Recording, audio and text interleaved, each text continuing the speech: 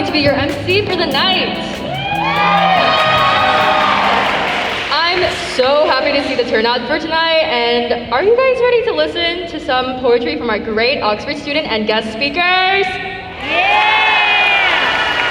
Great, let's get right into it with our first guest speaker. We are honored to have Marcus Omari again, the founder of the Poetic Reform Party, performing some of his own poems.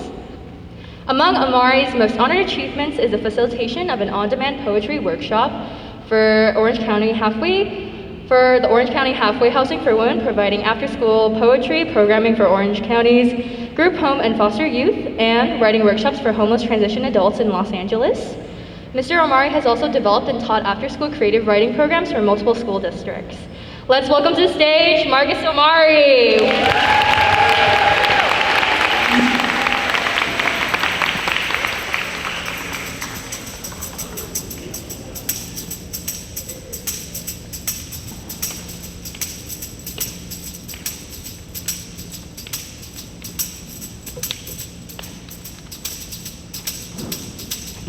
My mic check, okay.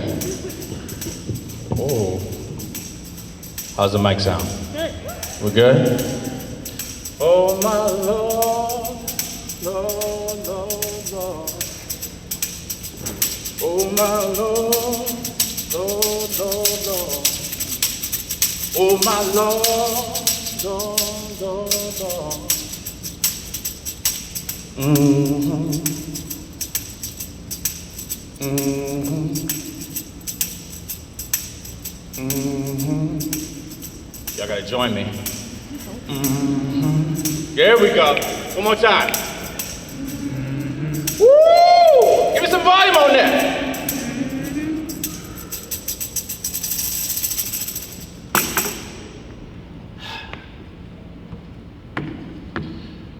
On my block, old lady fuchsia house dress. Don't nicotine stained slippers don't come out for nothing but to water her lawn. Creak down daily just for to be dragging that bright industrial yellow sprinkler to the west side of her rusty real estate, just a wishing on some growth back by that tattered old wood fence. Only things seem to sprout up by morning, be most cigarette butts.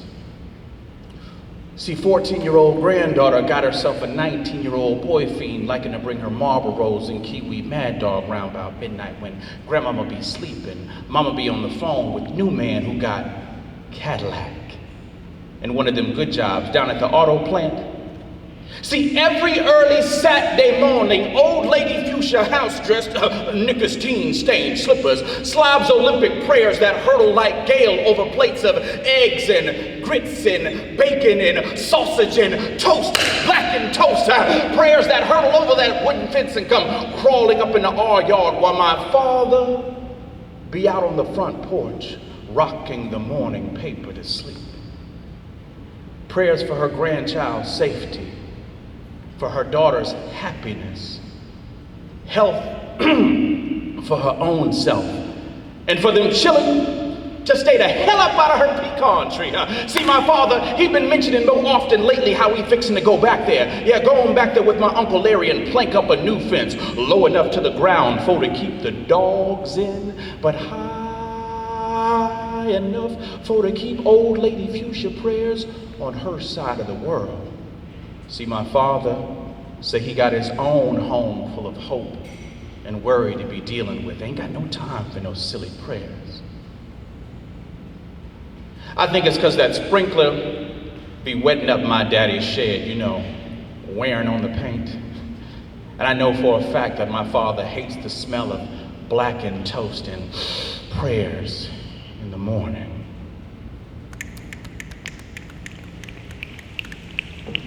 What's up, Oxford? Oxford Academy, make some noise!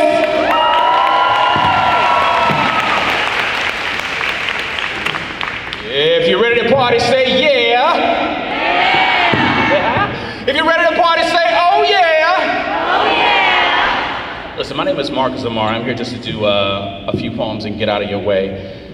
I just appreciate being here in the midst of all you young, talented, aspiring writers and artists and chemists and doctors and firefighters and whatever you dream and desire to be.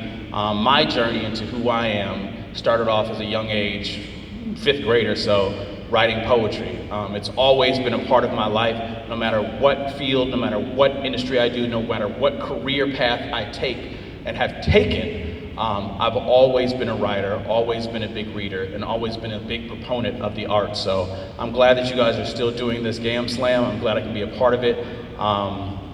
Yeah, there's a few things that I do outside of this. One is poetry out loud that I definitely want to share with you all. If you aren't familiar with this program, it is something that allows students throughout Orange County to memorize poetry, to perform it, and to go from a high school tournament to a regional tournament to state and to off into nationals.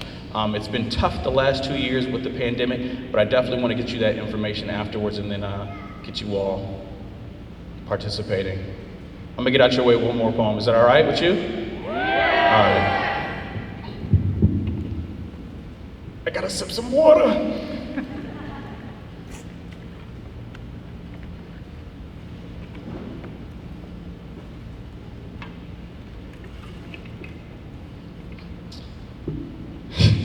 I just finished watching The Hobbit again, the trilogy of The Hobbit. Anybody seen The Hobbit?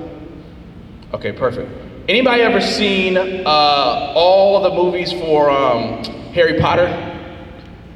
I just saw that 2 weeks ago. So I'm late to the Harry Potter game, but my mind is on spells and magic and things like that. So this is a poem I usually do at the beginning to cast a spell for myself and get it started.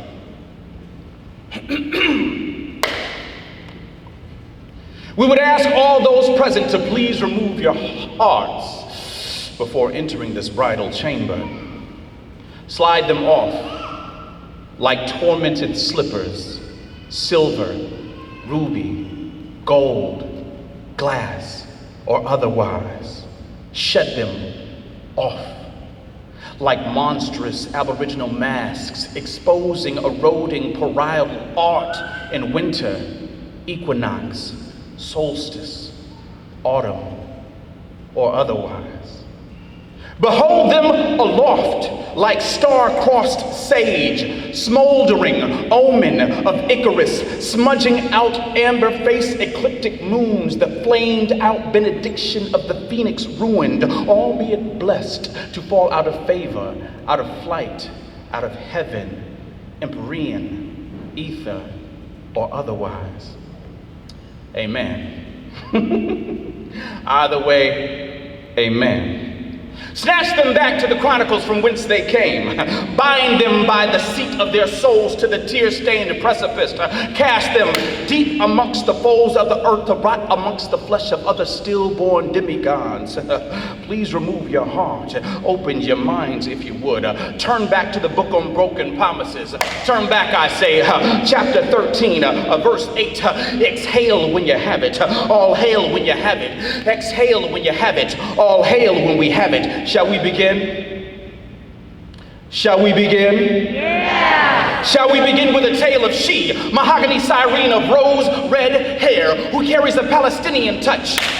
Genteel sting refreshes my memory like bumblebees and chrysanthemums. She is crouched in a heroine position beneath the stone table, bow bent back and strung with the remaining locks of her own hair. The rest went overseas. The rest went to temple, the rest went overseas, the rest of which is being sold off Slauson right now at Cold War prices to women who are busy doing battle with the image of themselves in the mirror daily. But through the looking glass, she is Yemaya, face painted with soil and pomegranate, listening for the echoes of her epilogue in the sea. Searching for the scent of salvation in the air, fading into visions of her crown in the surf, bleeding out in the shadows of the altar, arms aching for one last shot. Shall we begin? Yeah. Shall we begin? Yeah. Shall we begin with a tale of he, alchemist of earth, sand, and stone, he of washed face and of rinsed mouth, who with the touch of his hand healed a splintered mermaid's fin, and lo, she was a butterfly, scaling skies in a perfect pitch with her green-eyed son, who had also come to the palace in the desert, dragging the severed head of the purple unicorn in tow, a sacrifice to reality, a prelude to imagination's feast. We shall pick our teeth clean tonight, excavate golden calf meat from our molars, water the earth with our saliva and whiskey spittle. Please remove your hearts, sharpen your tears, and fashion a spear from the spine of the first dream that turned its back on you. Open your minds if you would. Your unheralded superheroes teeter on the ledge 12 stories up, their capes of fear wrung as blindfolds over their eyes, ready to step out on faith that has eluded them. Please remove your hearts. Open your minds if you would. Turn back to the book on broken promises. Turn back, I say. Chapter 13, verse 8. Turn back to the book on lost children. Turn back, I say. Chapter 6, verse 11. Turn back to the book on new beginnings. Turn back, I say. Chapter 1, verse 1. Chapter 1, verse 1. Exhale when you have it. All hail when you have it. Exhale when you have it. All hail when you have it. Shall we begin? Yeah. Shall we begin? Yeah. Shall we begin? In the beginning, in the beginning, in the beginning, in the beginning, in the beginning, in the beginning, in the beginning, in the beginning, in the beginning, in the beginning, in the beginning, in the beginning, in the beginning, in the beginning, in the beginning was the word. Love. Waited months to cut the anger from my diet for fear I would starve at the thought of you. It was unhealthy. I was unsure how long I could last on a fast of love alone. Sometimes my heart gets so hungry. Thank you. Listen, you guys have been an amazing audience. You will be even more amazing and talented on this stage. I can't wait to take a step out there and listen to you all. Give it up for yourselves.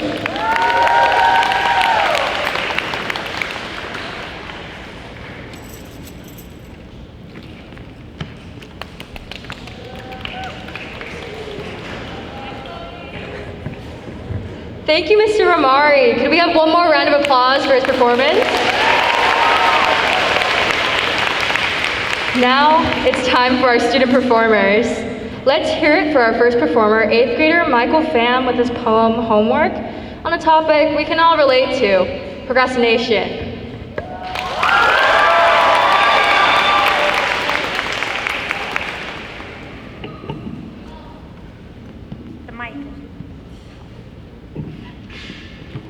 Lower the mic.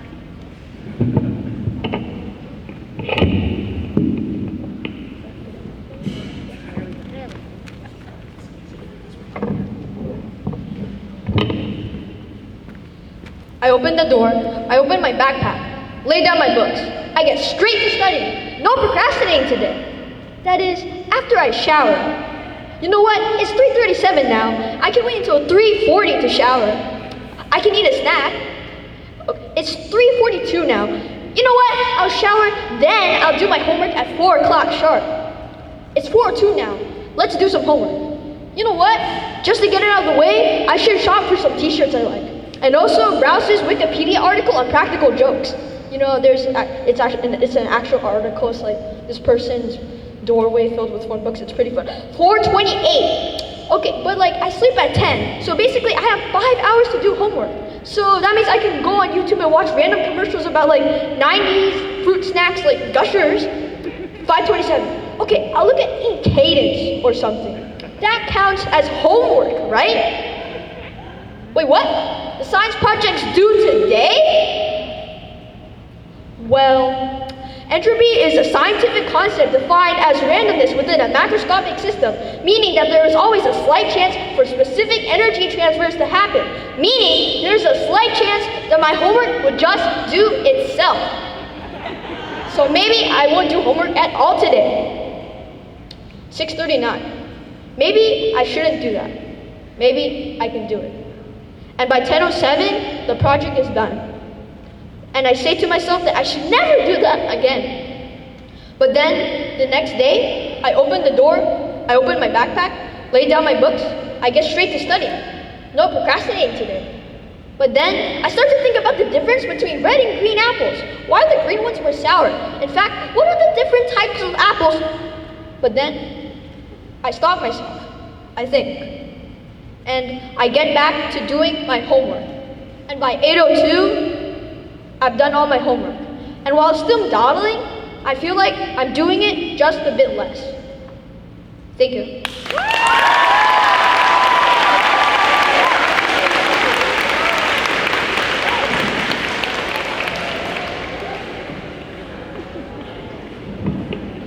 Amazing performance, Michael. Next up, we have the self-proclaimed largest rodent in the world, Holden Harrison, with his poem, Bereave. Yeah, Holden!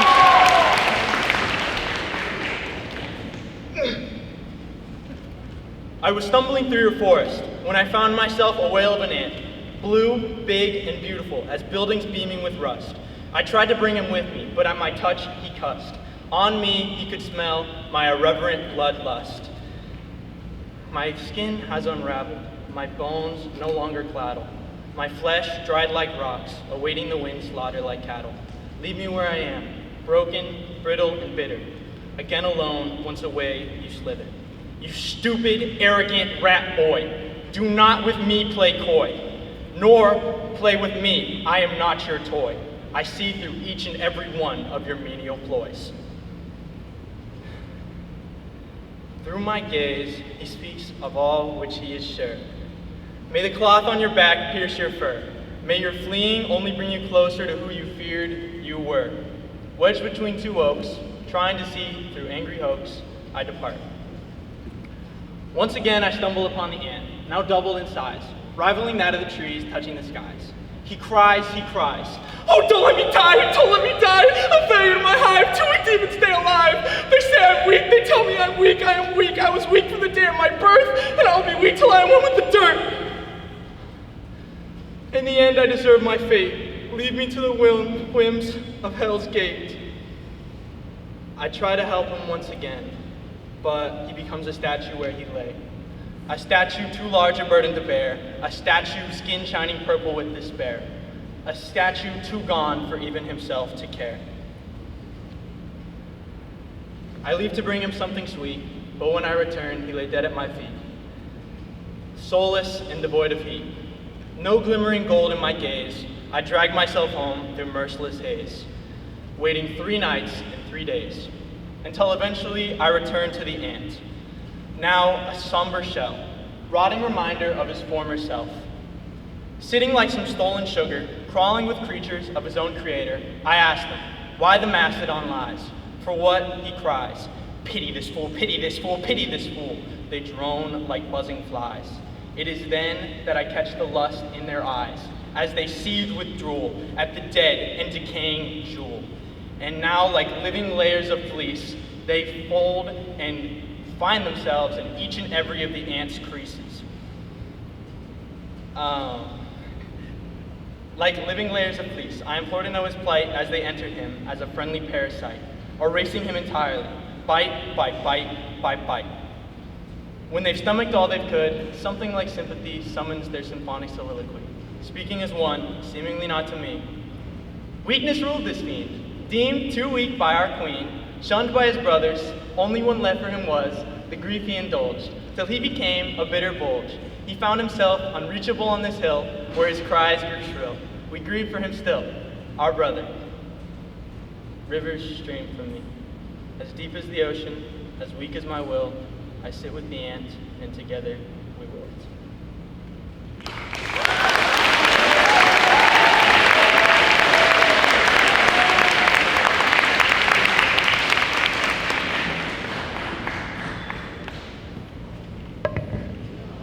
Thank you, Holden.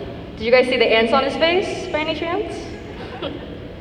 Okay, next up is Cindy Nguyen with her poem Photographs that depicts the academic struggle.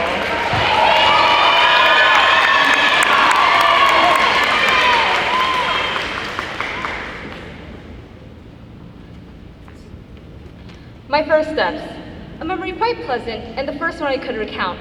Simplicity without anxiety towards how much I would amount. In a blur, I was dragged towards a towering rusting gate, because upon entry behind such, I would be destined to be great. Clawing at the floor within my home I begged to stay, save to camera roll with that mess of a day. It's a photograph I can't destroy, towards the depths of my brain it is now confined.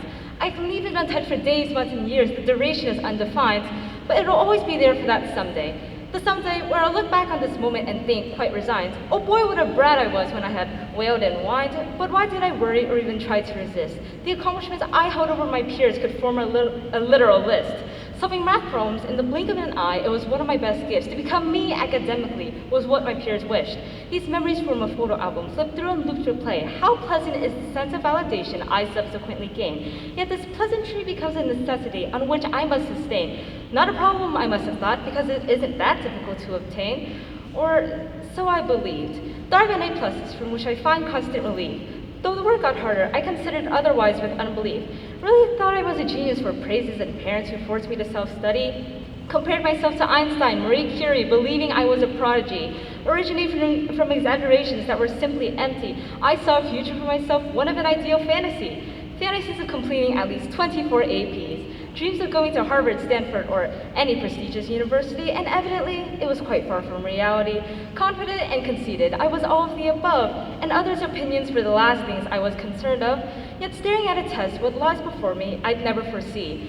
A belining is the unwanted curves in the letter structure, formed in the red ink. B means that this percentage has digits that total to less than 3. Extremely disappointing to my parents, quite frankly. B is the burnout and blame on the problems I've been facing personally. This photo began a new album for a concept I'd never been able to conceive. Concept and conceive, they both begin with a C, and C is for the continuation of the album I swore I'd never add to again, let alone repeatedly. C is for the capacity I couldn't apply in pursuit of that validation I depend on so very frequently. Oh, I apologize to my teachers because I realize I can no longer think clearly. I'm truly sorry. This intense workload has just really been draining me. I promise this fatigue just crept up on me gradually and silently. My mental health is being ripped up piece by piece. But God forbid I experience what happens should any institution or student ever see an FRT, and especially my parents considering the high hopes they have for me. Please don't get me wrong, I'm trying as I always do because excellence is what I'm pursuing. I've lost time for non-work related things because I'm busy trying not to drown in the suffocating workload I harbor depressive dread while doing.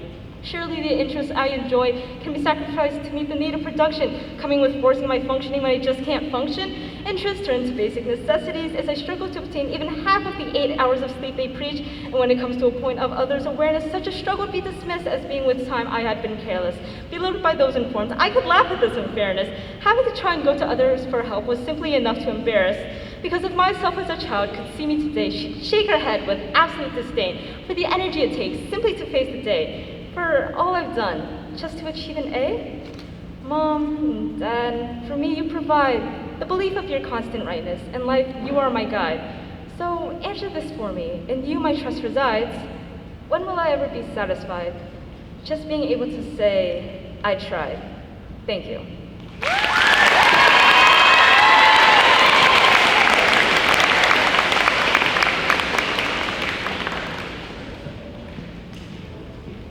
Thank you, Cindy. I know a lot of us at Oxford can relate to her poem. Next up is senior SaArt Cisneros with his poem Medusa about apathy and the moon.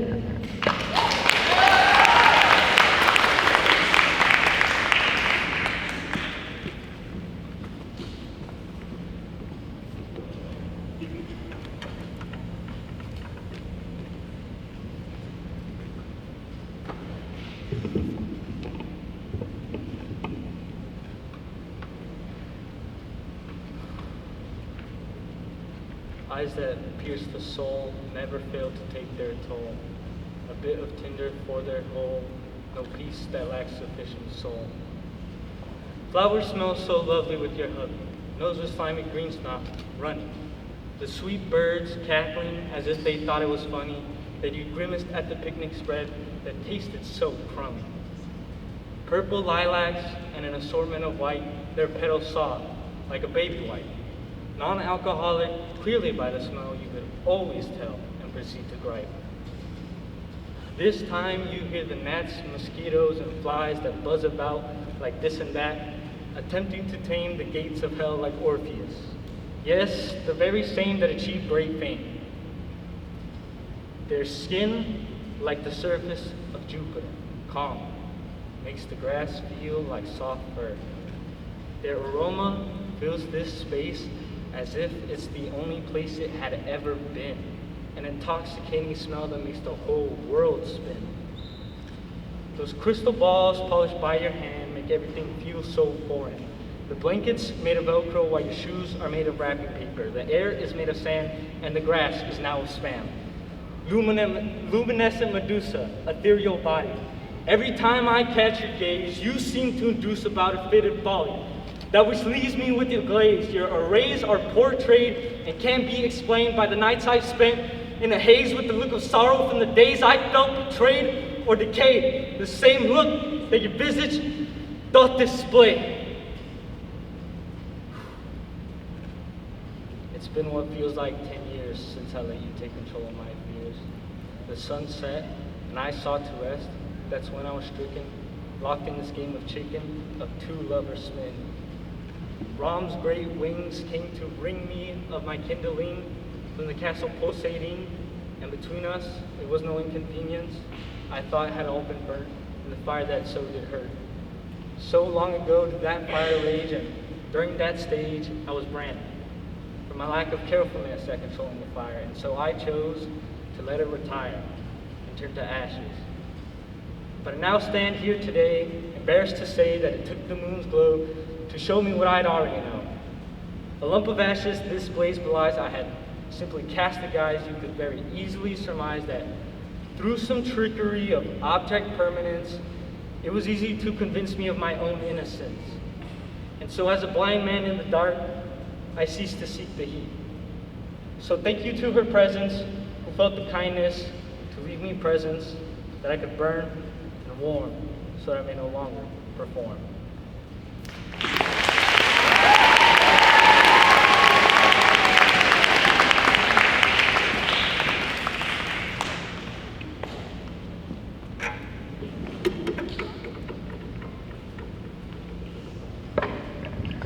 Thank you, SaArt. Next up is Theodore Vang with his poem Room to Breathe about parent expectations.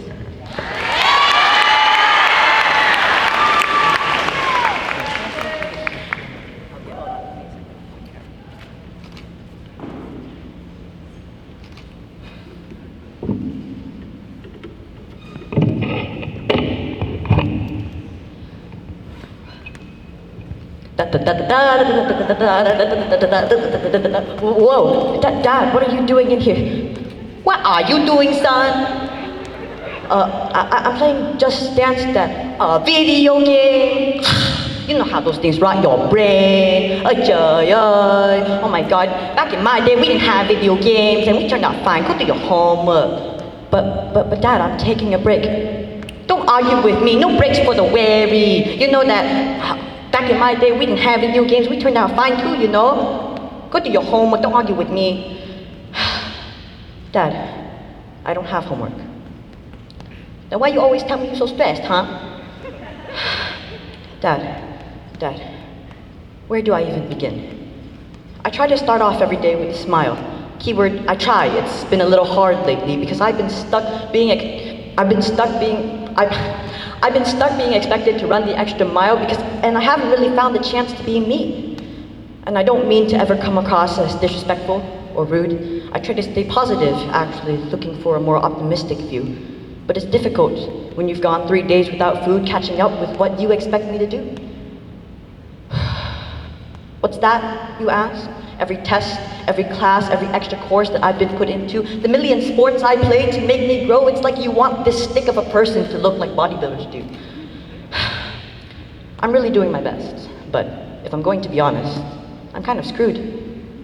I play video games to ease the pain of stress and anxiety, the things that I go through. And though you may not be able to say the same, please sympathize when I say that I'm not you. And I know you're not trying to check the boxes of every Asian parent stereotype, but each and every day you try to mold me into this archetype of genius Asian kids who found success by being a doctor, a lawyer, an entrepreneur. I mean, every day I just hear this constant gripe. Are those the only 3 careers in the world? Can't I pick up a mic and be an actor or something? An actor! You mean a failure? Oh my God, I give you so many opportunities to be real professional, and you want to be an actor, only one in the family with no doctor degree. Big shame to the family. You're not only 2% of actors actually make money. Sorry, Dad, but it's your turn not to interrupt now. That was just an example of how many other careers and professions there are, despite what you think wanting to perform for a living. Isn't that bizarre? For a kid who listens to singers on the radio every day in the car, why can't you let me be the rising star that I want to be? And maybe I can't pull a plow.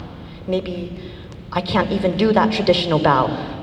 And maybe I do have more opportunities than you were allowed. But please, don't pull the "I'm wiser than you" card and discredit every area that I show talent in that you refuse to admit even exists. And maybe listen to me if I disagree, because life's not meant for living on the edge of losing your sanity every argument. I hold on to my humanity like it's my only ledge because it is. And you know what, I'll tell you, a serious disadvantage you'll find in life is growing up with emotional damage. Emotional damage! Oh, trời ơi, how you have emotional damage at this age? Are you kidding me or something? I walked across 2 mountains to get to school. I learned on 1 foot. Một cái thôi. My other foot was going to start a business. Now I teach you what you learn. Why you don't use it, huh? Well, maybe back in the day what you teach me now was key, the building blocks of your society, but isn't life unique? I'm sure you'd have to agree. And the pressure's on right now for me in my community. And it grows and it grows and it grows and it piles on and on and on until we reach the point where we feel it's worth harming ourselves over who's next on the cover of a magazine, a newspaper, a TV show, a movie, to be famous and seek glory. The dream of being able to graduate in an Ivy League or at the very least a UC. Because if we don't, what kind of failures are we? The dream of being able to solve global issues like global warming or poverty. Wait, poverty? I'm 13! You know what? Dreaming is good, but it's an unfinished road and not exactly a guarantee. And at the end of the day, those are your fantasies. Time to bring it back to our reality. And if you're going to compare our origin stories, don't use mountains to justify your superiority. We don't live right next to one like you did when you were a refugee. You say you studied? Oh yeah, I'm a student, I studied too. Maybe not on 1 foot, but it's not exactly a piece of cake. I drown in caffeine every day just to stay awake in the courses you throw me into where I just slave away. But hey, it all contributes to my Harvard schooling and my future medical degree. Because in the end, that's all you really want me to be. You don't care about my dreams. You don't care about my insecurities. You don't care about my friends who struggle with their maturity or even gender identity. You care about grades, those A's, or lack of them, really. Because that 1 B+ will obviously prevent me from being the next Nobel Prize nominee. But sometimes, just sometimes, we want to pass class, not just to pass, but to separate us from our pasts and to be makers of our own fates, building our futures based on our own likes and ambitions, not by our parents, not by our friends, nor anyone else's opinions on how much we make. And I'm not that cardboard cutout of that 3-year-old prodigy. I'm human. I'm not saying the toddler isn't, but what I'm getting at is, aren't all humans different? We may all work. We may all play. We may all make mistakes. But we all dream about different things, about our own places in society, about our own futures. Maybe I'll be the doctor you want me to be. Maybe I won't. But until I find out who I'm really meant to be, please don't push me into a choice that just isn't me. So please, Dad, please, just give me a little room to breathe. No, go do your homework.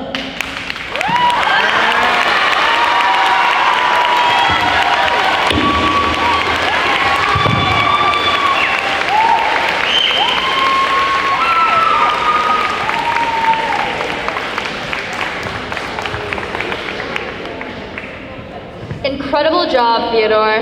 Next up is sophomore Ren Nguyen with Crumpled Papers, a poem about the crushing weight of expectations put on teens that only equates to paper at the end of the day.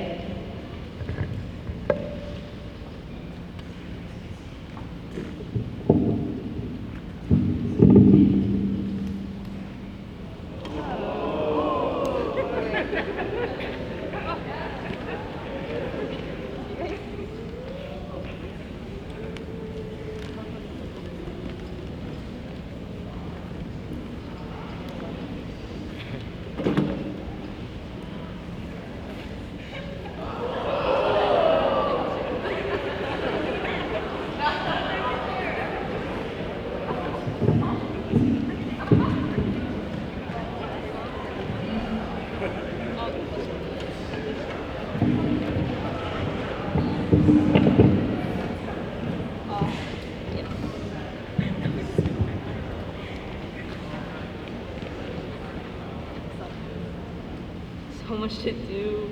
It's all too late and everything's going wrong.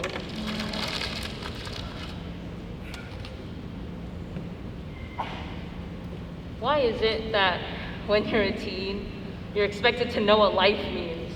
As if our life is final by the choices made in our first 18 years, set in stone, blasphemous to play by ear? It's all for letters that mean numbers, that mark our grades, they quantify our future or whatever life remains. And it's just like one slip of one class missed becomes another weight to shoulder, add another to the list. It's like a chain reaction, a slippery slope. One bad thing in the world loses hope. You become a lost cause with no time to cope, because you gotta remember, they have you under a microscope. And a thing of the past becomes the reason your future is dashed, and after 18 years, you must know what you want, and you're wasting time if not. Oh, it's been 18 years, and you still don't know what you want? Well, now you're 18 years behind. What do you have to flaunt? Instead, your mind should be occupied by how to approach the work assigned, because once you fall behind, your chances decline, you're blinded, you need to be reminded to refine your management of time, and then you'll be fine, right? I wake up at my desk, spend 24/7 at a desk, if not this desk, then at a school desk, staring at a screen, a paper bent over. I wake up achy and sore, my eyes tired and strained, a weight on my brain that I just can't seem to shake. Keep myself alive and awake with cups of cafe. Sorry for the mix-up of language, my mind's a little cluttered is all, and this desk is a little uncomfortable.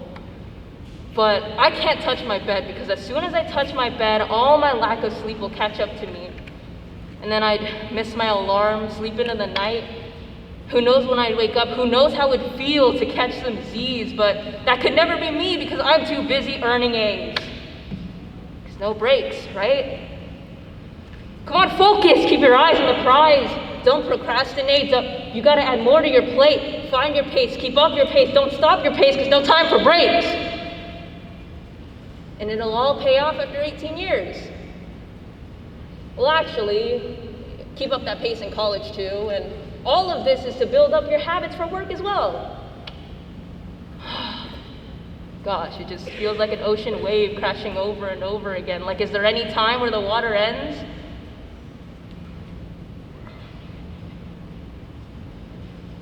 Because even when I'm in the summer and I'm on a beach, I still have to worry about the stars I want to reach, and I'm still only 16. But I have to take this class now. I have to get more credits now. 6 months of the ACTs, and I have to start prep now. Everything starts now, so everything has to happen now. So I take more classes, do my work in masses, so I can get into college, the dream one, so I can get some decent schooling, make my life more grueling, act like I know what I'm doing so I can keep fooling everyone. And when I'm 18, that's less than 2 years away. I'll wonder where the time went, as if I don't know how, as if I didn't spend my whole life keeping my head down, building my credentials up to put on a piece of paper my worth and credits.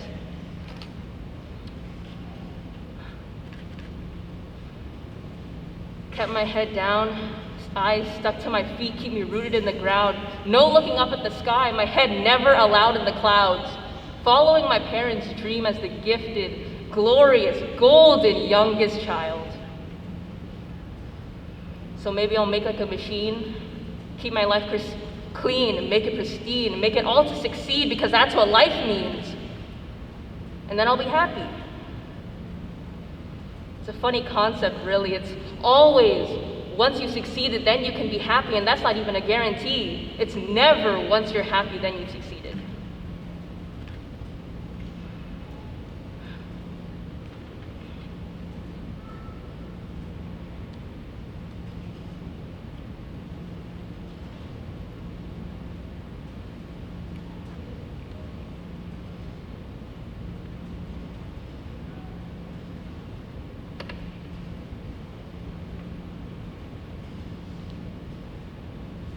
Sure, there's a limit to life, but why are we being timed? It's all pressure against the clock. There's no time for banter or small talk.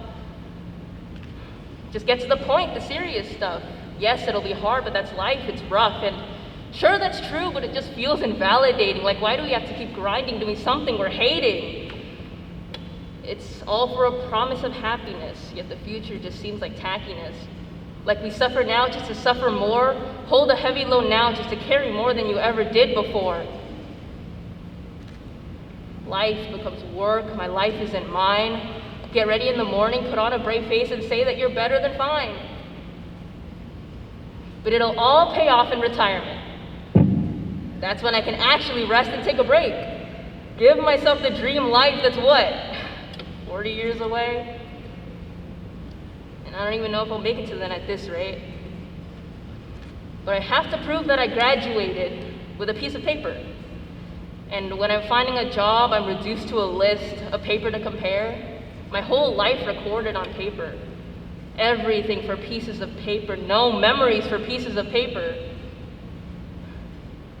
And papers crumple, but don't shed a tear, don't let it tear. Because papers don't break, so neither should you. You shouldn't need breaks. Don't let your piece of paper get blown away with the wind, blank and away with time. Or burned to ash, polluting the skies. But now I just can't help but wonder, is there any break once I'm out of the womb? Or is the only break left once I'm in the tomb?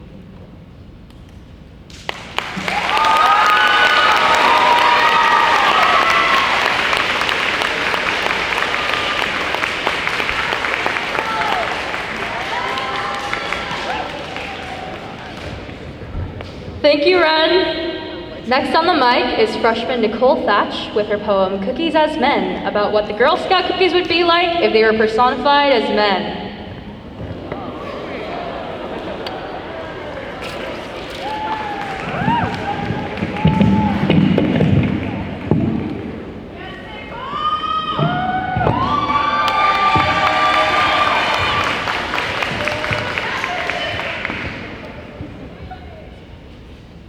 The group starts with the fan favorite, the talk of the town. Cool, fresh hair, slicked back and bitterly dark brown. Thin Mints is the type of guy that everyone knows and loves. Ego thicker than his wafer and insecurities thinner than mint.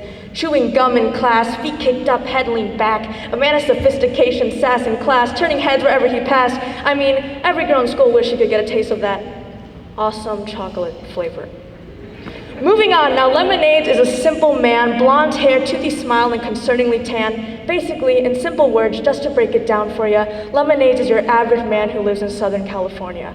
Specifically Huntington Beach. It just makes sense. Next, Caramel Delights. There's not much to say. He's bright, he's zany, and I also think he might be gay. I also seriously think he has a thing for lemonades, but that's a completely different story for a whole other day. Shortbread is a literal old man. He's 55 years old, and I make no other exceptions.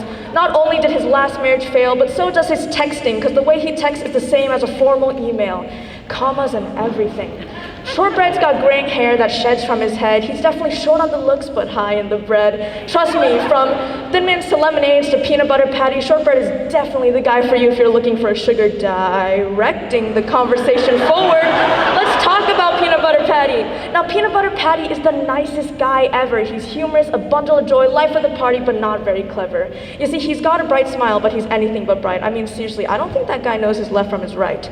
But don't let his act distract you from the fact that Peanut Butter Patty is actually really jacked. He has a D average in basically every single class, but he'd have an A+ if it came to that six-pack.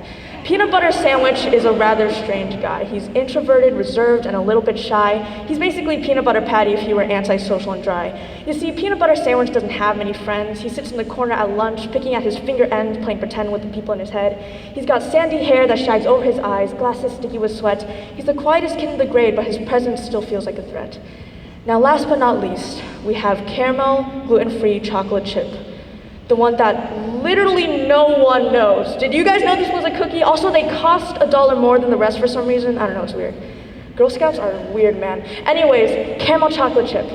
He likes to hang out at the record store with his nice buddy Kevin, listening to Radiohead albums and arguing over which one should be ranked a light 7. Choco Chip's got a lot of hobbies, truly a variety. For example, one of them is watching underground films and talking about how they say a lot about our society. Chocolate Chip finds any mainstream trend immediately outdated. You know, he's one of those guys that lets you know they didn't watch the new Batman because they find Marvel overrated.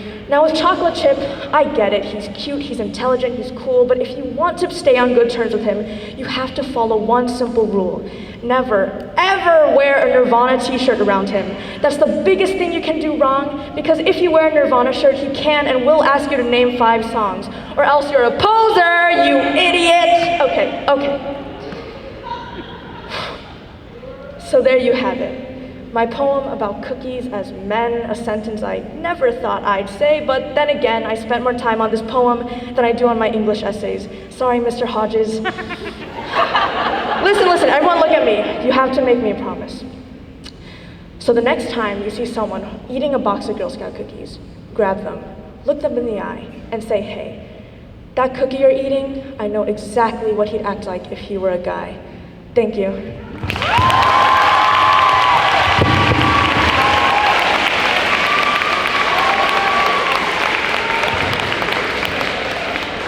I'm seriously cracking up, Nicole. Next up are 8th graders Rhea Mishra and Georgia Walsh with their poem Life is Intriguing, which is a fantastical narrative.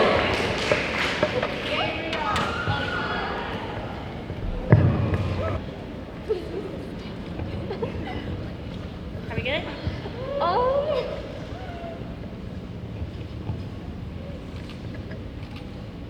A little boy is lost in the woods. He has nowhere else to go and no one waiting for him. So he wanders and he waits, feeling the wind whistle in his ears. The sounds of the forest fill his head.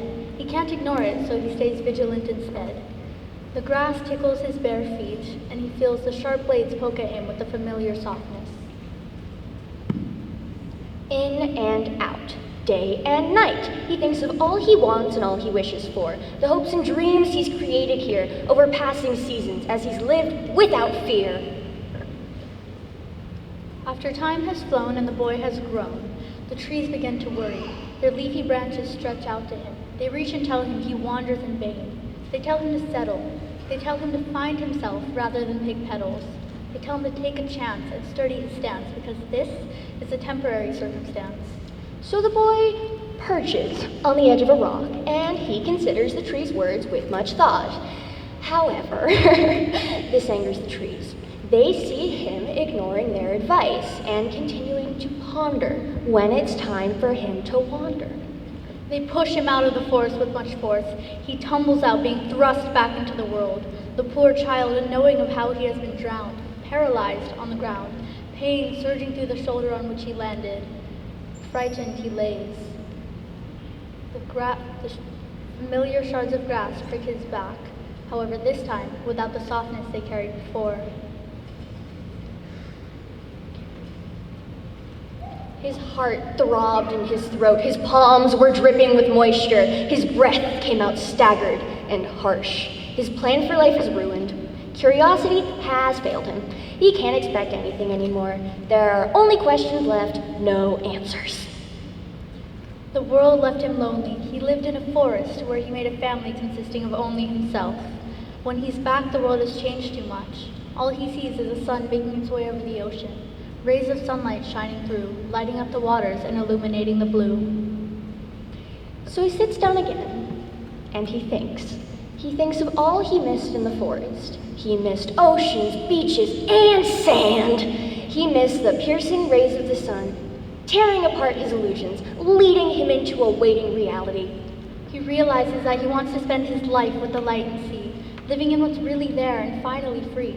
He stands, he runs, he goes to the beach and he howls at the sky. Arr, arr! He screams his frustrations. Ah! He yells away his wasted years. They're gone! He shrieks and cries, but no one hears him. Help me!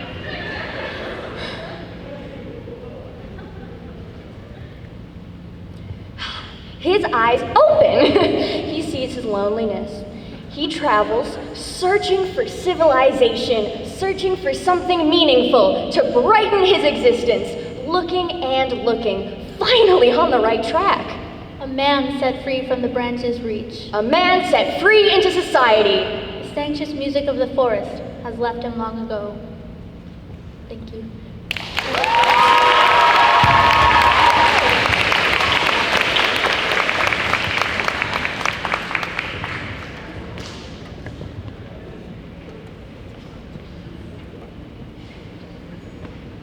Thank you, ladies!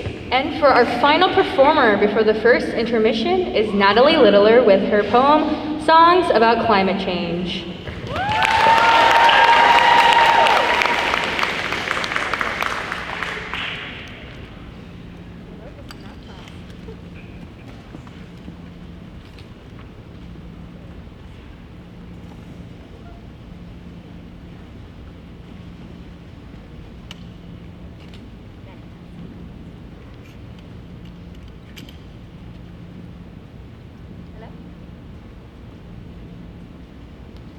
Okay, there it is. Listen, can you hear it? Listen, and maybe you can still hear the whale's silent song, the still thrill of the silvery crystal lyrics. The still thrash and the quiet splash of joyant, harmonious nature. This is how it's meant to be, just like the great apes swinging from the trees in the jungle near the sea where the whales still sing. The orangutan bellows from the treetops, her cries jagged and sharp and maybe even joyous, who knows? Maybe she is calling her children home, her golden voice billowing through the trees. And listen, listen, listen. For not far from the coast, where the salty sea air blows, there is life still teeming below, and the whole sea sings with the whales and the otters and the orangutan's kin. This is something we take for granted, something I thought I'd always hear, this clashing, clamorous, wonderful din of how the world should have been. But wait. Let me tell you of the other songs. Listen to the song of the chainsaw as it whirs its way through ancient tree, cuts down ancient history. Listen to the song of the bustling city, a sad world without a wild, a lonely jungle of no trees. But most of all, listen to the sound of silence. Silence, where the baobabs once stood, where the whales once sang, where the apes once played. Silence. Silence where the osprey once crooned, where the bumblebees once hummed, where the elephant once was. And listen. Because if we ignore this, if we do not act, then this silence, this emptiness, this eternity, this is the sound of our future. Thank you.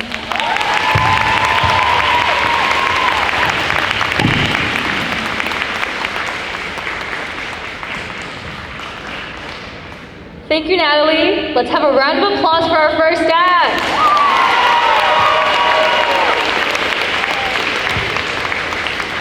Thank you to all of our poets so far. You guys did an amazing job.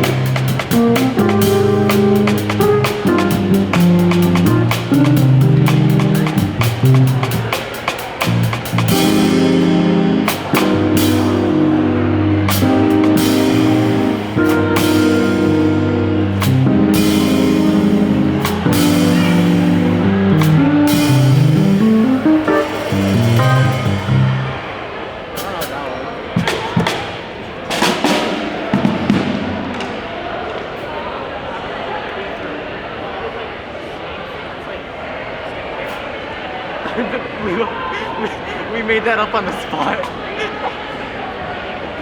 Does it sound okay? Does it sound alright? Yeah.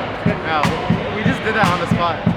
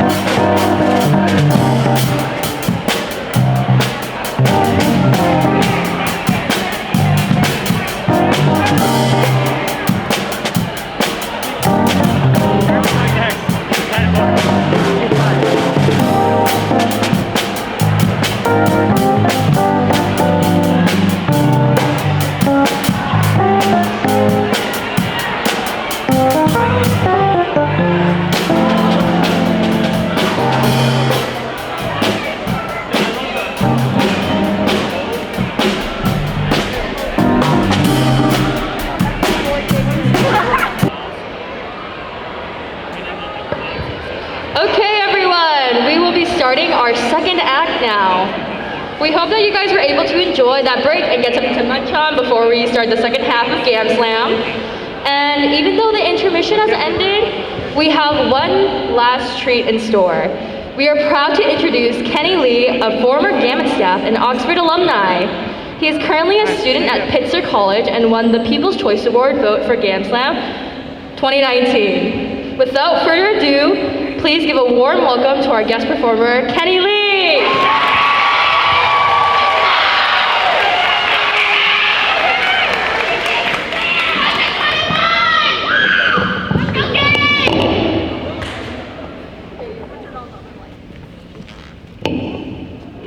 Oh shoot.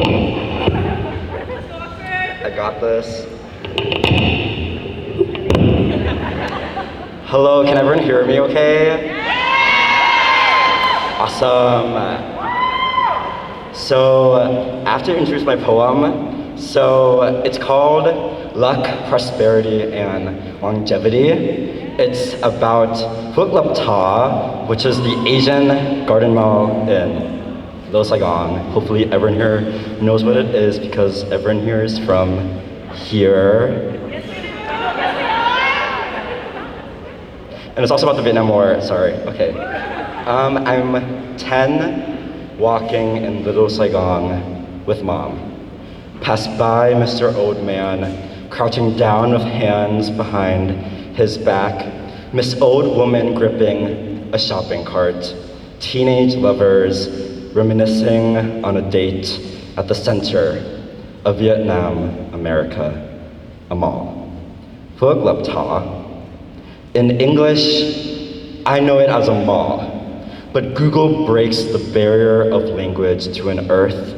Phước as luck, lop as prosperity, ta as longevity. Mom greets Miss Baker and asks for 6 Ban Bao. Bao lady talks to her about the price. I roll my eyes, impatient. They now glance at statues of bronze frozen kids sitting on a bench, joyously smiling, with one open seat inviting me to their present. I hope, in time, my mom will finish buying those buns and this day will be over like everything else, like the war stuck in a past. When recovery disappears, memories of violence without a pause. The cashier exchanges dimes to my mom. Without a pause, an American warplane flies in to save displaced children. They placed a pilot's first humanitarian mission, coined Operation Baby Lift. The plane burns to ashes. 78 Vietnamese children die under the banner of an American flag when the war crashes. Frozen kids in time. Phước Lập Tha, advertised as an Asian garden mall, feels as Asian as listening to grandma. Her tears shed around her wrinkled face, drench her shirt. My hug wraps around her unsure. Chinese as the casual nature of death, splattered among my grandpa's renewable stories of stolen land. Bereaved mothers, sickly children, incarcerated friends. Japanese as the boat Dad rode over roaring waves seeking to kill him. His run from the hissing, 5 million tons of red, white, and blue bombs. Korean as eating a third batch of month-old Tet Kha while we watch Legal Paris by Night reruns. As Asian Garden Mall is an erasure of Vietnamese in our imaginations.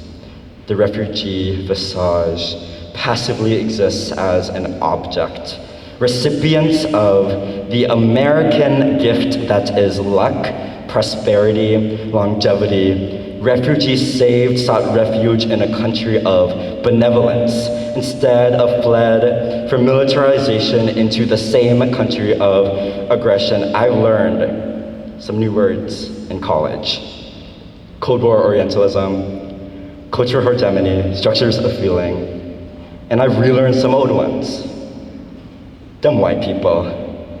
They ask, is lay French for the hideous smile that appears with an expectation of laughter reminds me that I'm marketed as foreign. When confronted, they sell tears of regret, like a celebrity's apology video. I think to myself, maybe Oxford wasn't that bad. Maybe I should have done more in BSA. Phước luck, prosperity, longevity. I am pressured to feel lucky, to live in America. I'm forced into prosperity because forever long lives America.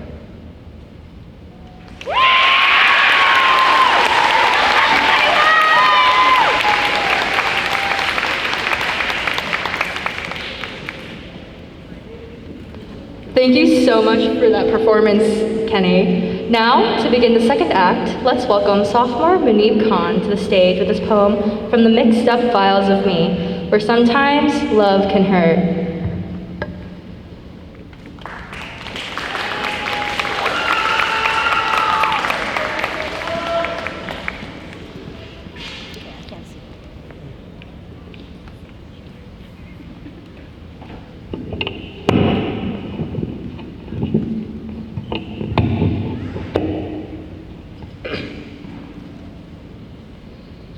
Dear Diary, it's safe to say my problem now is that I care too much, without a doubt.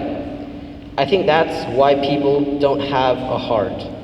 It's the only way to travel far in a world that when all's said and done, the pain is the only thing that comes.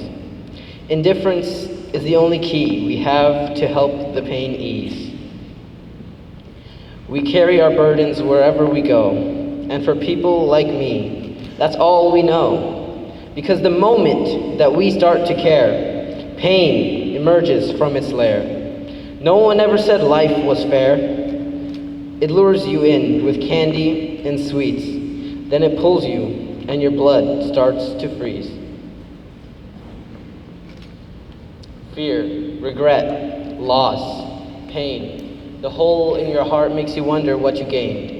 It makes you wonder what seeds you sowed, and lost in thought, brows furrowed, you realize that this was to be expected. For what is love, if not something to be tested?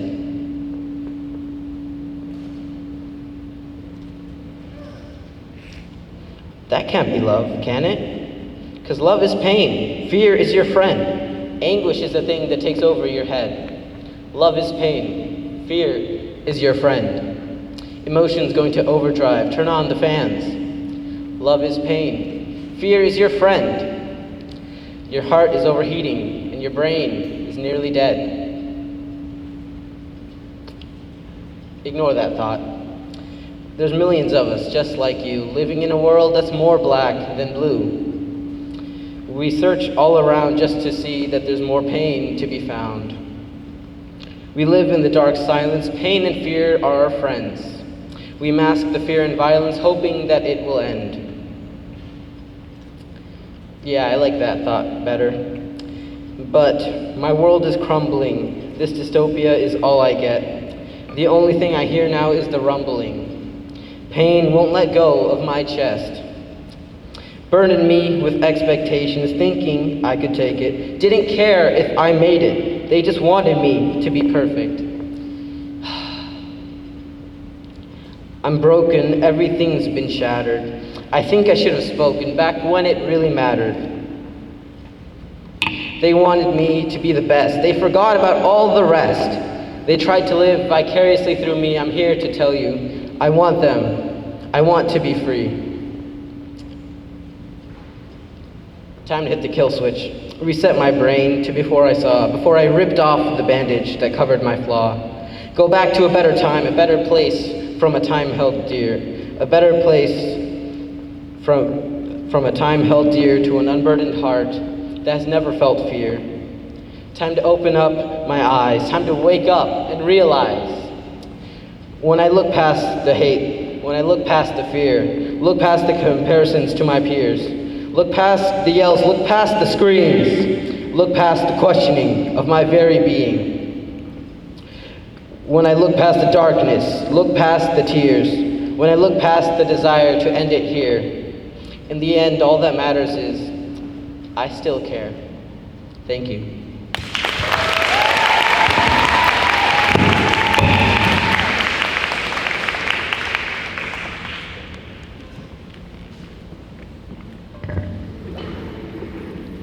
Thank you, Muneeb. Next up is 8th grader Nicole Lee. Her poem, How We Interpret a Mirror, about having confidence in one's own self.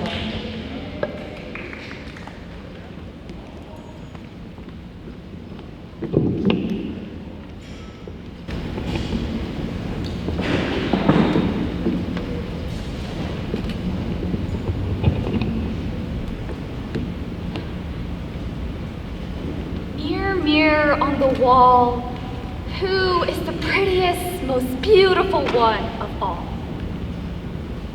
You. You are. That's what I used to say to my 6-year-old reflection. I looked into the mirror and I flexed my beauty. Nothing mattered, I admired, and I never reckoned that this would be all we wished the mirror would say. But instead, the reflection that once sparked curiosity and fulfillment, after all the time I played, I look into the refracting image once more, and I don't see myself again. I only turn to one that cracks and laughs at the face who can't help but stare back, tears streaming down the crease-lined cheeks of a female who is just too young from destruct and ruined from criticisms. See, a conflict that is faced with a woman of all ages is the struggle with self-esteem. What becomes the cute little girl who we all adore, she only turns into the self-hating monster full of gore who is slowly chipped away from her humanity. It forms by the smallest comments, media pages, but it can also be from those you love and deem inspiration from. Aunts will praise them for their silky hair, beautiful Barbie skin and body. Then they turn to her and also followed by a stutter and a small smile that embodies absolute nothing. Nothing. How is it that family, the first concept you view as a newborn, the ones who go to us and say, you are to never follow strangers, they are bad people, are only progressively drifting off and becoming that stranger, how do they expect me to fulfill their successes when they are the build-up to my failures? Then comes society. Inconsiderate, picky beast whose footsteps echo the evil grounds, who goes around proposing games of truth or dare. Oh, my turn. I dare you to lose weight. That'd be great. That's literally your fate. Oh, my mind screams, it leans, it pierces my ears and grasps my insides like a mechanically controlled robot. My ravenous switch goes off. And then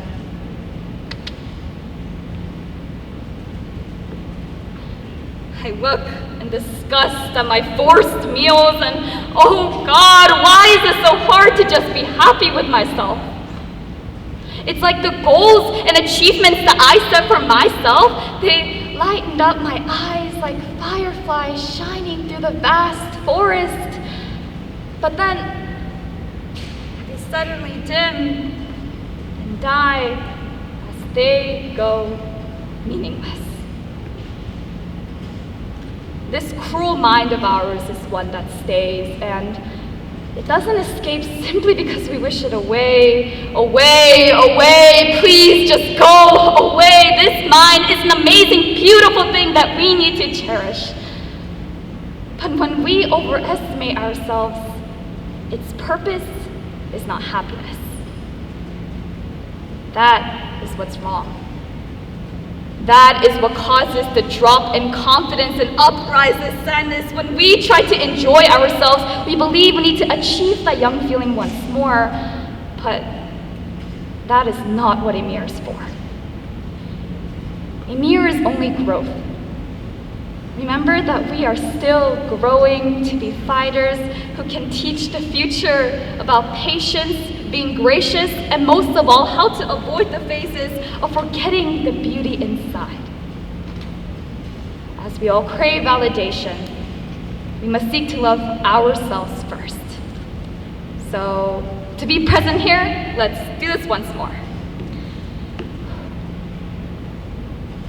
Mirror, mirror on the wall, who is the prettiest, most beautiful?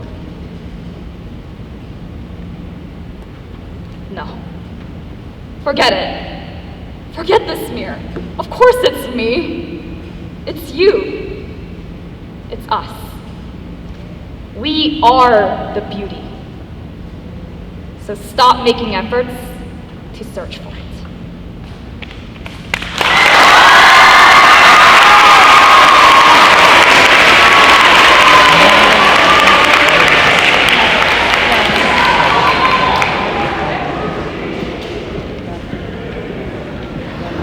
Thank you, Nicole. Next up is Emily Lee with her poem, Across.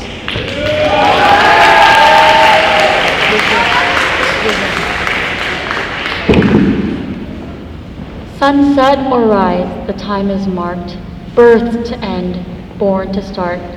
Yet still a union not obtained, we're far from reaching even parts. Stay long across the world for me, and go beyond my time's end. For when I wake, you're sound asleep, to then repeat and reascend. I love to hear you when you speak, quietly, when the world is silent. But in my hour, the dark mystique, when one's thoughts are ever so violent. And when your sun rises, I fall apart, for I lay quiet inside the dark. Yet still we live with one-track minds, when we are born only to die. We are consumed with self, we are the blind, rejecting truth, living white lies. When we are born only to die, there's nothing left to seek but permanence. While you're safe to say goodbye, I stay stubborn in all earnest. There's nothing else to seek but permanence, and the closest to that is you. Some may say death has no pertinence, but across our time, the end is forever youth. We are born only to die.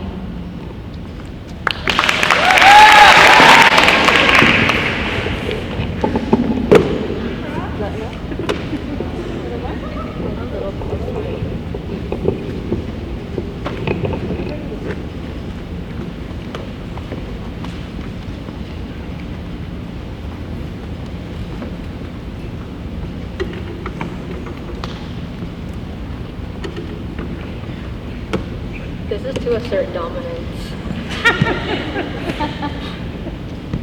Every day, I start my morning with a cold glass of milk. I sit at the wooden dinner table, waiting for the familiar clang of glass. The large red carton blocks my view as I listen to the gentle popping of milk hitting the cup. You know, my mom always said, con uống sữa, nhiều sữa nữa đi, sữa sẽ làm con cao á. Which translates to, drink more milk, it will make you tall. My mom's a liar. Listen, I get it. Parents often lie to their children to get them to do things that they don't want to do. My mom was just trying to get me to drink the gross, yucky animal juice. She had bigger things to worry about, like getting 2 brats to school on time. But whether it was true or not, I believed her words. I believed the doctor when she encouraged me to drink more milk. Are you going to tell me that that sweet old lady with a bright white smile was lying to me? She was even pointing to the food pyramid poster with watermark clip art and stock photos that were definitely not stolen from Google by an underpaid intern. It's called inspiration, not plagiarism. She couldn't have been lying. Milk was important. Milk would make me grow taller. So every day, I would chug down that cold, uninviting white milk down my esophagus. Glasses, pints, quarts, gallons, it didn't matter. Not that I knew how to convert them anyways. Sorry, Andy. I drank every single drop of that disgusting, vile liquid. I huffed and puffed, fogging up the crystal clear glass. I breathed heavily as I tightly gripped the cool glass with my grubby 8-year-old hands. I wanted to reach the top shelf of the grocery store, to reach that curled up roll of plastic bags hanging above the misty basil leaves. On sale for 99 cents a pack. Buy one, get one free, by the way. I wanted to reach the Honey Nut Cheerios, stationed above the shelf above the dried pasta, that unfortunately was not on sale. I wanted to be able to touch the monkey bars like the 12-year-old big kids could. I could have sworn at the time that they were like 7 feet tall. I wanted to be tall. I want to be tall. I poured my hopes and dreams into that cup, into that cold white pit of lies. But clearly, all that milk did absolutely nothing for me. Every doctor's visit, I would see the same number over and over again. I would see the lady's bright white smile over and over again. But no progress was made. It seemed like I was getting closer and closer to the ground instead of further and further up in the high clouds. And no, I swear that it's not a metaphor for death. I am still alive. I will admit that when I was younger, as a wee second grader, I did look down on those puny little kindergartners, both figuratively and literally. That aged badly, like milk. I miss those days. I was unaware that one day, very soon, I would eventually switch places with them. Because now, my friends say that they lose me in the hallways. They say that because of my very short height, I am out of their sight. Even if I stand on my tippy toes, my forehead can barely reach their nose. Plus, apparently they can now see the top of my head. Listen, I go to Oxford. It's not my fault that I'm balding and going gray-haired. And I promise you, I'm not the only one here either. After the show, you guys can check your hairlines. Anyways, one time, one of my pals told me that I remind them of their mom because I had a mom height. Excuse me? I'm sorry, what's that supposed to mean? Eventually, after that moment, I realized that something had awakened inside of me. Unfortunately, not a growth spurt though. I always thought that I would eventually grow taller. They say that opportunities are found in every single corner of the world. But the earth is round, right? I swear I'm not a flat earther, Mrs. Hester. I love Newton. Woo, orbits.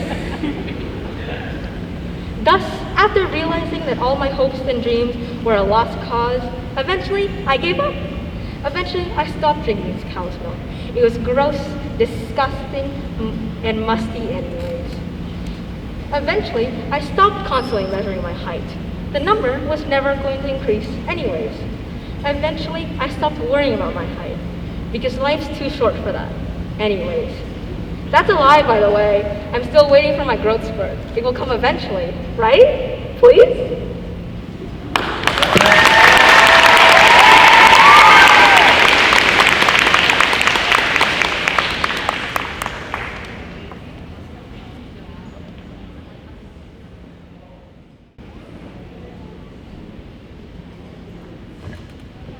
Thank you, Jasmine. Next up is sophomore Kathleen Lee with her poem, Not Like Them, which talks about comparison.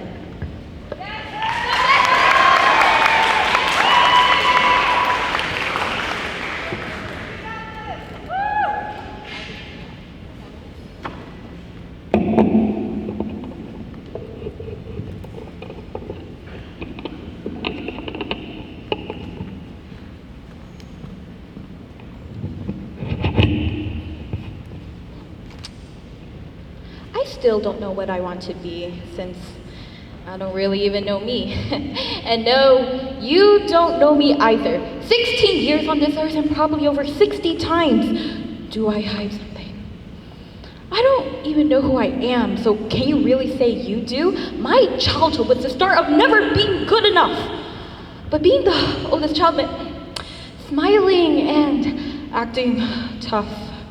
Every time you ask me what I want to do, I just shrug and say, no clue, because what's the point when every passion, every interest, every daydream, every hope, every little thing gets brushed off as unimportant? Nothing. Bah, I don't want to be just like you, working 9 to 5 and overtime too, but engineering's a safety net, a stable career with sweet, sweet pay. But remember all the years where you've worked so much you forgot when was my birthday? No, I don't want to be just like her, my dear aunt taking after grandfather. And ever since Omnoy died, you want me to take on a role that I didn't decide. I'm even the only grandchild with potential to fill those shoes, but inheriting the family business isn't what I want to do. So why do you keep asking, hoping I'll change my mind? Why can't I do what I choose? There is so much to gain, but so much to lose. I'm already looking at stuff in myself. Can someone just please listen and help? Almost everyone has all A's, but nope, not me. My GPA is barely afloat, and I need to get that D to a C and that C to a B, but I can't be perfect, and I can't be like them. Life's a sick, twisted game set in a gothic, dystopian society. I can't choose, let alone decide one straight path. I bounce between side quests, my heart never stopping or at rest. There are all these things I want to explore. There are all these things I want to explore. Why unless I run headfirst into a boss fight? Just avoid the bloody hobgoblin. I'll be fine. I'll be alright. It's like I'm grinding XP and unlocking new skills, my mind racing and never going still. You know, guys, skills pay bills, but everything I do isn't enough. The arts don't measure up to STEM. Why is money the root of all future problems? You said they weren't important. My hobbies and passions, saying they were merely distractions from homework and grades and studying and staying away from a social life. You want me to succeed, but sometimes I need to not be a model of expectations for my siblings. Sometimes I need to not be compared to someone I'll never be, because I'm not like him, a gifted and talented musician. You can't expect me to be like the family friend. Even prodigy, I'm not like him.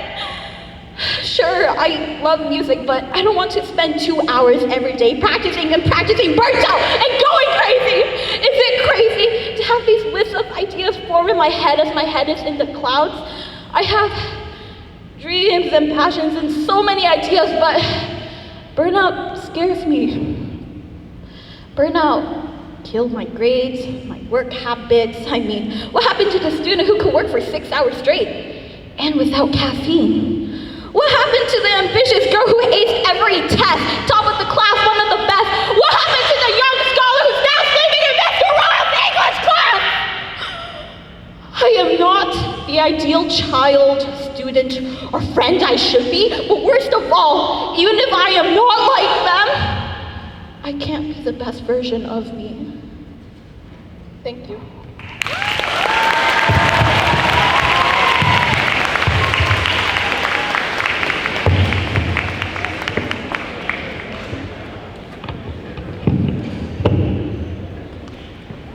Thank you, Kathleen. Next up is senior Jenna Lea with her poem 80 Million Years in 180 Million Seconds, which examines the evolutionary bridge between dinosaur and bird.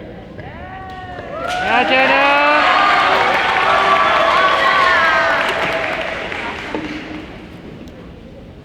I like your hat! Thank you. Is this good? Can y'all hear me? Yep. Yeah? Yep. Okay, this might be better. All right. The sun smiles on Pangea, rising as he rolls back the darkness to illuminate the lush, green expanse teeming with Jurassic life. A green-scaled raptor shifts from her slumber as she swats at a fly with her long, dexterous tail. Scales fall away to reveal pink, translucent virgin skin stressed to envelop delicate bamboo-like vertebrae. Eyes shrink and pupils expand as keratin envelops her snout, bringing her rough, weathered face to a smooth, undeniable point. Her feet sharpen into claws as muscle erodes from her legs, leaving knobby knees and an Earl Grey complexion, complete with a set of obsidian talons. Like an arachnid, spindly, wafer-thin bones creep and reach from her arms as ivory needles splay open to reveal ivory, translucent tufts of plume, elongating and stiffening as delicate tea-stained locust leaves unfurl from the crush, leaving wings outstretched, a sweeping mosaic of amber and ebony speckled with shades of onyx and cream, left as a testament to the steady hand of time.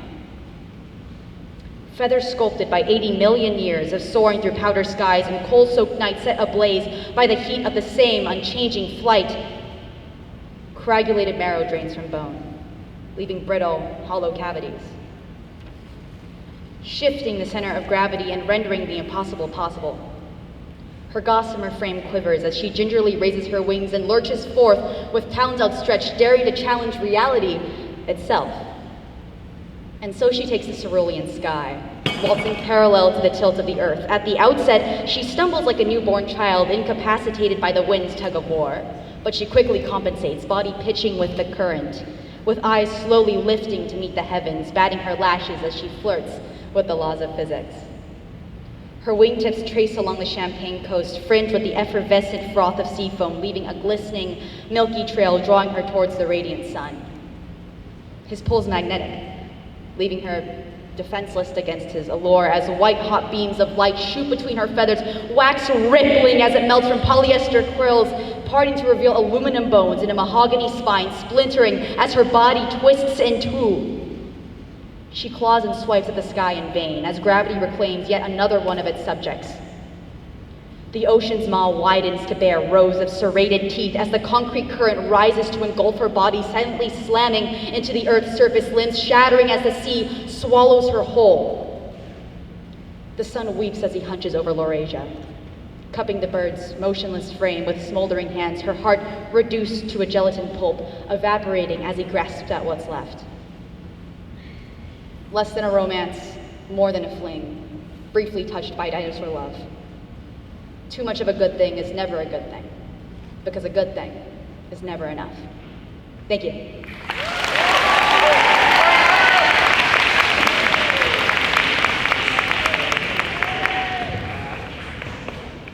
Thank you, Jenna. Next up is 8th grader Nathan Nguyen with his poem, A Smoothie of Emotions, about not being okay all the time.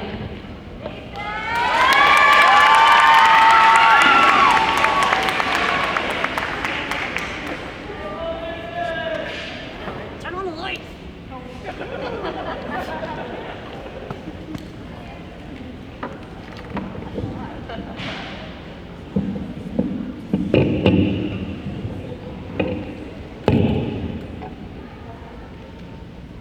Hello? Hello? You guys hear me? Yep. Alright.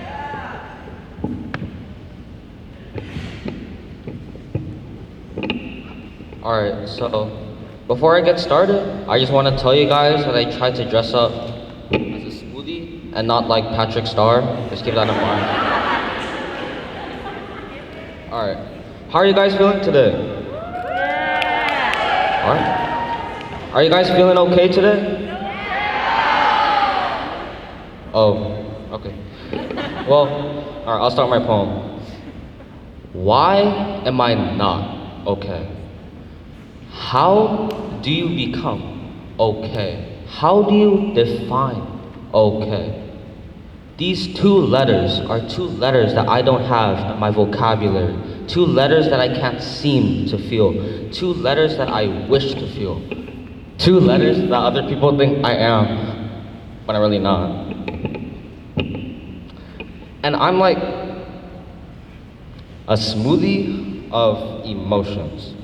Let's say a strawberry and mango smoothie.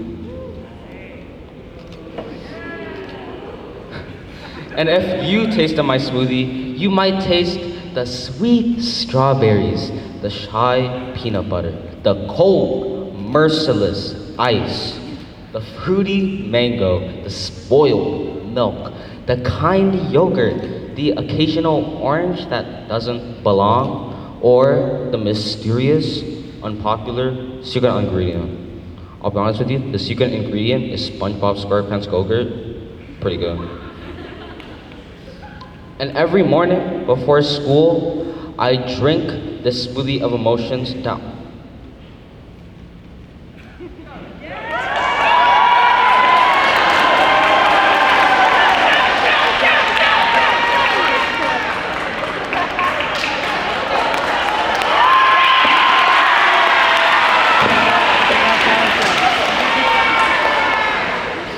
Drink this smoothie of emotions down till the last drop, so people can't see my emotions, feel my emotions, know the taste of not being okay. But what if someone knows the taste? Knows the taste of not being okay, knows what I'm going through, knows how to help. But I don't want help from them. They're strangers. Stranger danger, right? I don't know them. Why would I put my trust in someone who I don't know? Why would someone who doesn't know me care about me? Sometimes I feel like I've never met someone who truly cared about me. I know my mom cares about me. Correction, I think my mom cares about me. But she gives me so much criticism, so much pain to show that she cares about me. If I get a B, I get lectured. If I get a C, I get a meaner lecture. If I get a D, out the house. But if I get an A, that super cool A, silence. No praise, no compliments, not even a smile. She just acts like it's normal. If I graduate all my high school years with straight A's, it's normal. I have straight A's. My life should be so perfect. I'm perfect. If I win GAMSLAM, please, I'm perfect. But if I become depressed, sleep deprived, and not okay, I'm not perfect.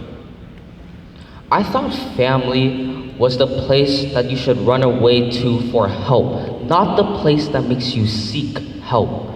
I thought family will always accept you for who you are, not what they want you to be.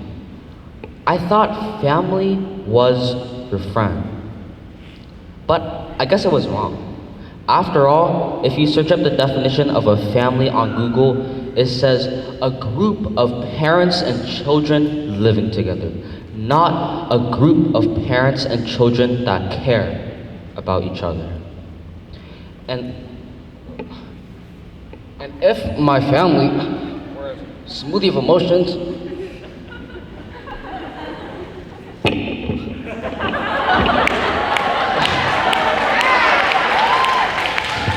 they'd be a vegetable smoothie. Definitely not a fruity smoothie. They hate everything fruity.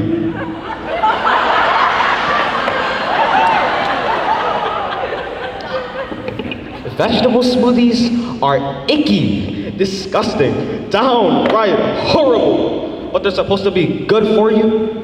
People say the worse the taste, the better it is. But it's a family that actively shows their disapproval of me, a family that doesn't accept me, a broken family, better for me. So if my family doesn't care about me, what about my friends? Friends, you know, who are my friends? Come to think of it, all the friends I ever made were because my teachers forced us to sit together in class. If I never sat with my friends, would they be my friends? You know, if I never went to school, would I even have friends? Imagine all the potential friends out there. Friendships is simply waiting to happen. All I have to do is talk to someone new. But I can't. For some reason, it's just too hard to talk to someone new. Why is it so hard? If my confidence was a smoothie of emotion, it would be, hold on guys, a blueberry grape smoothie served in a little teacup because I have no confidence. Next to my friend's smoothie of emotions.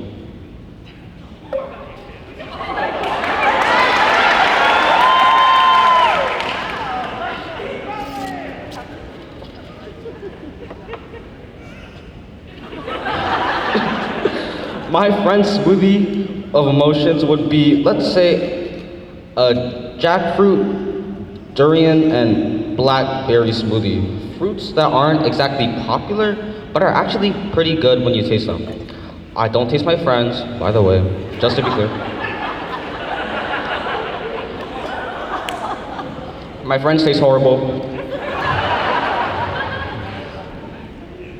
So now I know you're wondering, how healthy is my smoothie and where can I buy? Well, to start, the serving size is only 1 fluid ounce. You can't have too much of a good thing, obviously.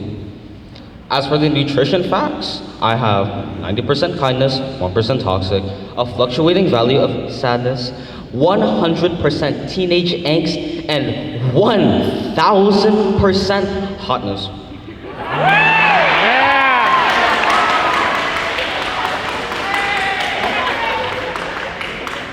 And if you're wondering, what's the price of this super good smoothie? It's $19.99, free shipping and handling, buy one, get one free, harmful side effects may be included. Thank you.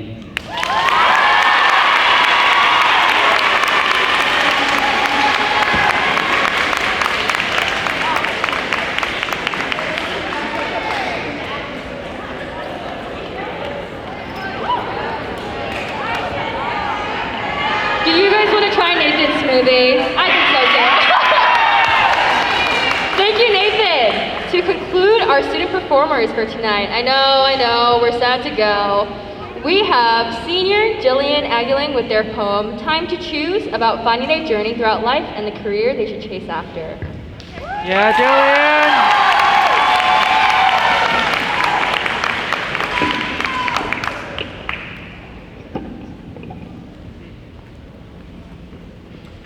7 years old, with a whole future ahead of me, with so much time to choose a career that implanting the word doctor could actually work.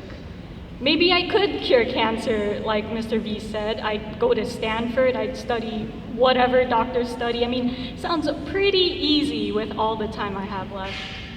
At 12 years old, with so much ambition, at a top school, top grades, top of my life, finally learned the term virology, use it to describe the only path in my eye.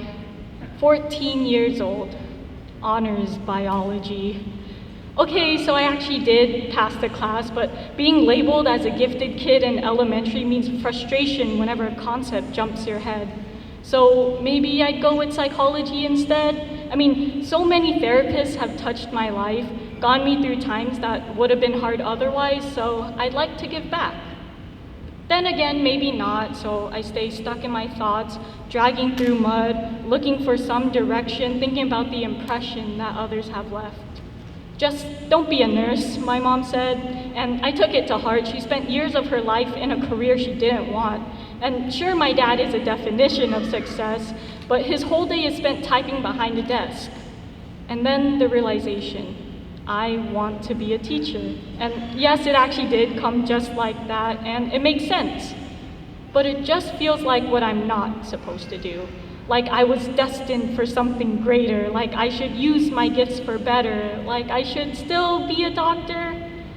But I want to be a teacher, because med school's kind of long, because teachers are so important, because I wouldn't be where I am without them. Like, remember Mr. V? He believed I could be whatever I wanted to be. He instilled from an early age that I had potential and that it shouldn't go to waste. And it's not, because since the end of freshman year, I realized this was a viable career. I love helping others. I care about our future held in the hands of the next generations, so the frustrations wash away along with the barriers in my path. Now, 17 years old, got a job tutoring math. I've been given the best opportunities applying to liberal studies at a Cal State University, could not be happier with such clarity. Let's just hope I'll be paid a better salary.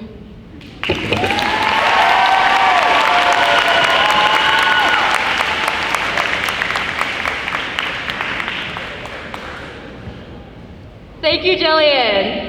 Before we get into our second intermission, oh, you know what? Before I get into that, can we get a round of applause for our final act? Woo! before we get into our second intermission, please make sure to vote for the People's Choice Award using the QR code on your ticket. You should have received one in the front door. If you haven't, maybe look over your buddy's shoulder and take a scan. But we'll be back to announce the winners after this 20-minute intermission, so please make sure to vote for People's Choice. And buy the leftover food at the concession stand. Thank you, everyone.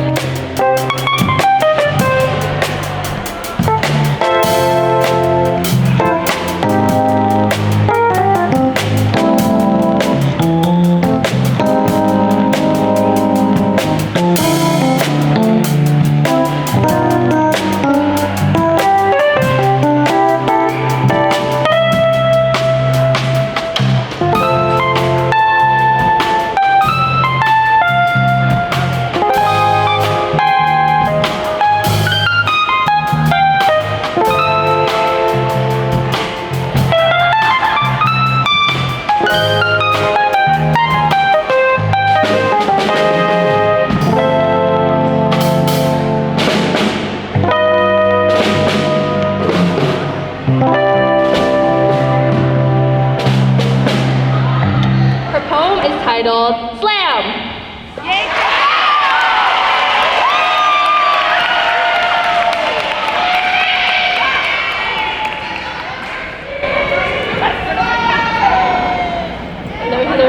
Hello, mic check. Alright, good evening everybody. I'd like to introduce myself. Hello, my name is Christine, I'm 17, and is it just me, or is it getting a little hot in here? You see, this heat under my seat is getting unbearable. Pins and needles in my feet, my knees are a little weak, and the skin is starting to feel unwearable. I'm dying to confess, get this weight off my chest. Let's try this again. Hi, I'm 17 and I'm a professional liar. Whew, now that that's out, my pants are no longer on fire. Just so you know, the symptoms come with the profession, but sometimes a simple confession will set things right again. I'm a liar and I get paid in sympathy, laughter, and sometimes affection. I would know, I've been doing this since the ripe age of 7. Maybe.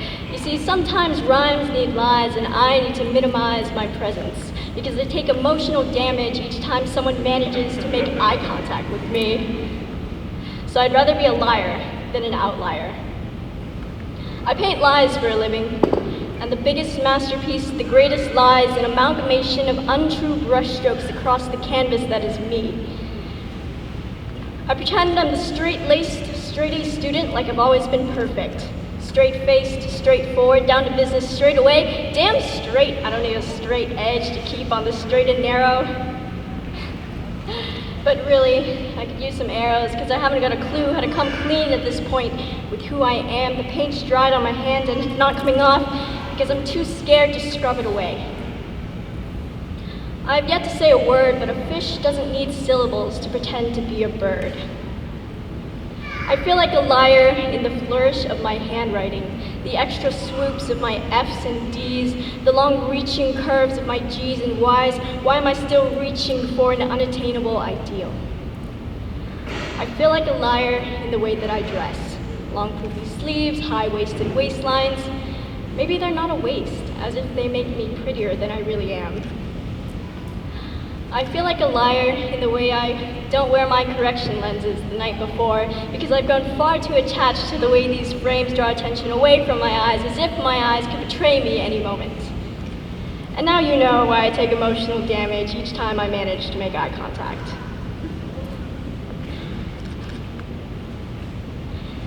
But in the end, lies aren't forever and fish can't fly.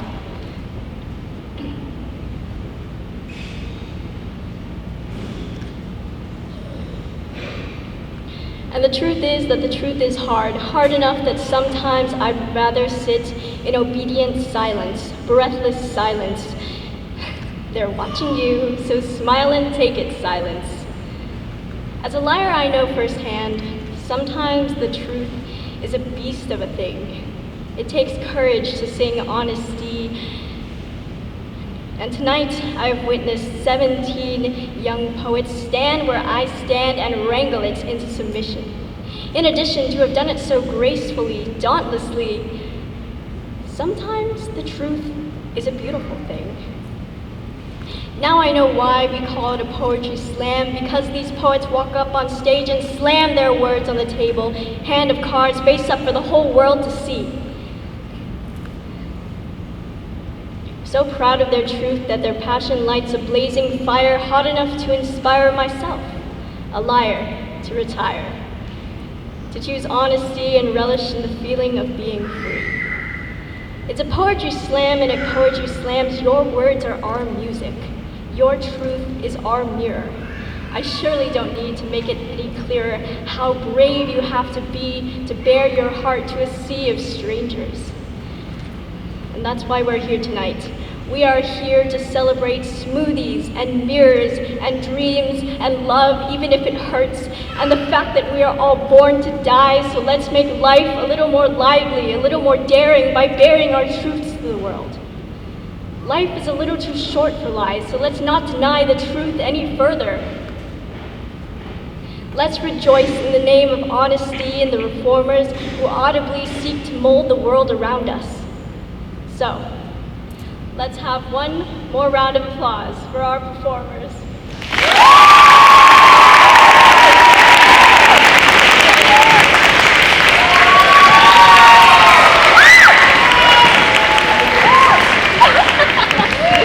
We love you, Christine! And now for the moment you've all been waiting for. The winners! The votes have been counted. All right, the People's Choice Award goes to, drum roll please, Nicole Thach.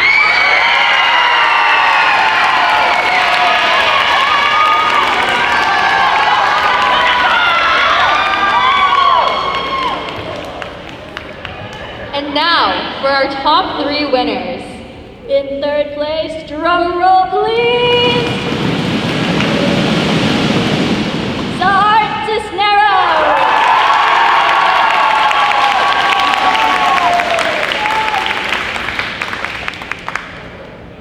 In second place, drum roll please,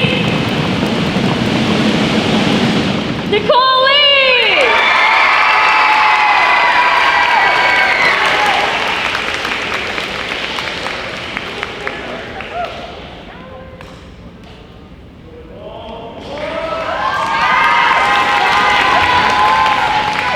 And now, our third annual GAMSLAM winner is, drum roll please,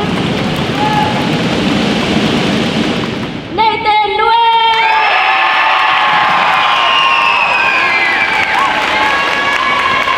Congratulations to our winners, and a huge thank you to all of our participants and guests.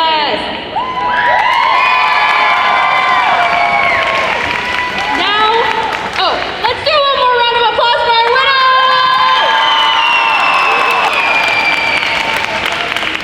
And now we will conclude the night with some final words from our editor-in-chief!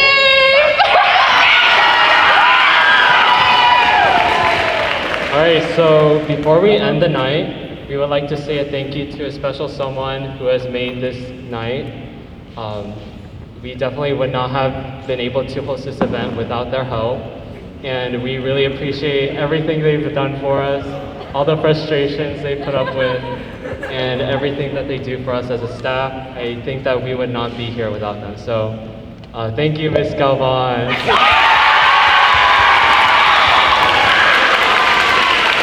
And it was also Mrs. Galvan's birthday 2 days ago, April 13th.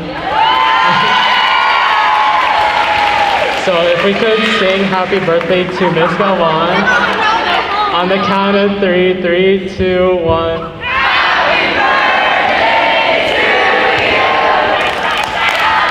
Happy birthday to you. Happy birthday, dear Miss Galvan. Happy birthday to you.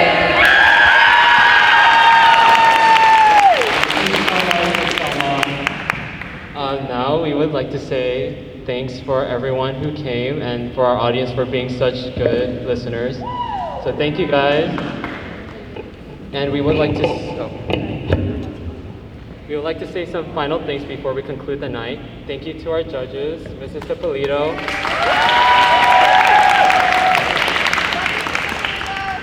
Aguilar, Professor Villaruela. also to our guest performers, Marcus Omari, who had to leave early, unfortunately. Jenna Lea, and Christine Nguyen.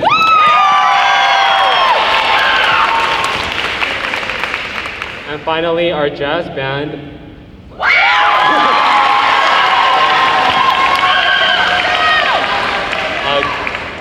Garrett Korea, Mindy Dang, and Arnav Mishra. Woo! All our participants, me, the MC, and the rest of the Gamut staff, and everyone else that helped make this night possible. Mr. Lee, the ASB Tech Commissioners, Ms. Houston and Dr. Cho right there, and our English department, who unfortunately had to leave. And on the way out, if you could do us a big favor and fold your... Okay. And fold your chair and then bring it to the back. Before we leave though, let's bring all of our performers up onto the stage, the makeshift stage, and give them a big round of applause. You guys, thank you so much for coming out. Thank you for your patience tonight. Thank you for staying late. And thank you for supporting Student Voice through the school newspaper.